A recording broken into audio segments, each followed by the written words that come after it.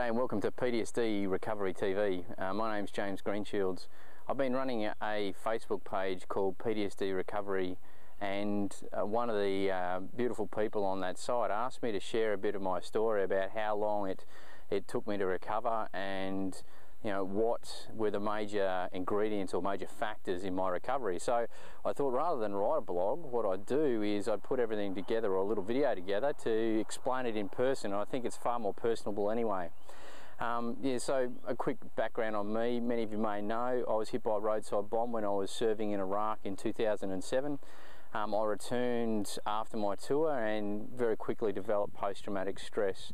One of the major reasons for me doing that was preceding my time in Iraq, I'd made a series of life choices which took me further and further away from my values. So at the time of being hit by the roadside bomb and a number of other compounding factors that were in my tour, I found myself extremely emotionally vulnerable. I came home from Iraq, although achieving some incredible things, with very little self-esteem at all, and I was ripe for post-traumatic stress to set in, which it did. I was able to turn to my wife and say to her and get her agreement that I'd recovered from post-traumatic stress 18 months later, a short 18 months, from the time of me starting my recovery. To clarify that, I was about 12 months in Australia suffering from it before I even knew that I needed to, or before I owned up to doing something different about where I was and what I was suffering. And my wife was instrumental in that. The fact that I couldn't really have a good relationship with my daughter at the time was also instrumental in that. So I took ownership of my situation and I went out and I sought help. What were the big things for me? Well, firstly, because I had no self-esteem, and with a person suffering from post-traumatic stress, you'll totally understand self-esteem, self-confidence, self-trust. They're all key aspects that we don't really have at the time when we're at our lowest. Rebuilding that for me was absolutely pivotal. How did I do that? Well, I regained a connection with myself. How did I regain that connection? I developed a large practice of meditation, where I would do a meditation every morning and then generally of an evening as well. Initially I didn't know much about meditation. Matter of fact, I was in the military, so I thought people who meditated were tree hugging. However, now I fully understand the benefits of it. Matter of fact, I've written a blog on it if you want to see that on jamesgreenshields.com. It's there, understanding how meditation works and the benefits of it. But so I developed that as part of what I call the success routine. My success routine was doing things for me every single day that I knew would build my self-esteem and would get me on the way to recovery. So that was a regular exercise regime, and anyone who knows anything about the body will understand that a regular exercise regime will actually assist your body go through and produce hormones such as serotonin, which are really instrumental in keeping you in a positive frame of mind. Serotonin is often called the happy drug for obvious reasons. So it was a regular exercise regime, a regular meditation regime. Initially, because I didn't know much about meditation, I used guided meditations. Now I'm able to sit with some quiet music in my ears or with nothing, and I can meditate on my own, taking myself to a place where I'm comfortable with.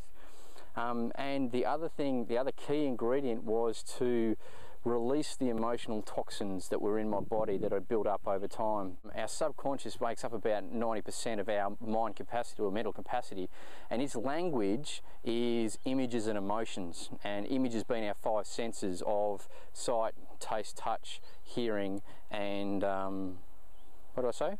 Yeah, our five senses: taste, touch, hearing, smell, and obviously visual.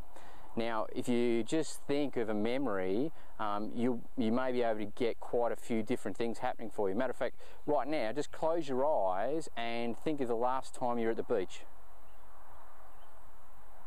Now what comes up for you right now? It's possibly a memory of either a visual memory of the last time you were there. You might be able to feel the sand between your toes. You might even get a feel of the breeze coming. Some people smell the salt air. You might even be hearing the waves crashing, etc. So however you work within your subconscious, whichever sense is more potent or more exercised in your subconscious will be where you will have the biggest impression. Now ask yourself how you feel. You'll either have one of three responses. You'll feel positive, happy, you'll feel negative, sad or fearful in some way, or you may feel neutral. Now, if you're neutral or you've got a negative feeling, it's because of the associated memory. But what that is it's an emotional attachment to that image, be that positive, negative or neutral. So that's the language of your subconscious, the five senses, an image in your five senses and the emotion. Now when a traumatic incident occurs, we've got a five-sensory indication of what happened, be that a car accident, be that rape, domestic violence or combat. We have a whole series of sensory images imprinted in our right hemisphere, and attached to that, intermingled really heavily, is emotion. Now, a sufferer of post-traumatic stress will realise anger is quite easily and readily accessible, and that's because anger is actually a surface emotion. It's the first emotion you can often feel when you've experienced or gone through a near-death experience, or where you believe or perceive that your life was just about to end as you know it, i.e. you've experienced trauma. Then what occurs is your personal boundaries have been violated. Personal boundary violation is what anger is all about, and intense anger is all about rage. And anyone who's been in a situation where they've had their their boundaries violated in any way will know the rage and the intensity that comes up. So anger is easy to access, but is one necessary emotion to express. On this site there is an expression of anger video, a very good, easy to do technique to firstly get you in touch with your anger, and then secondly release it in a really appropriate way. The next emotion I had to release was fear.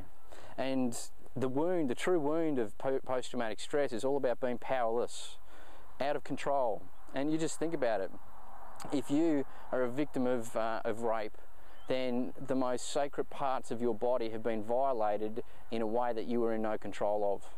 Your boundaries have been totally violated.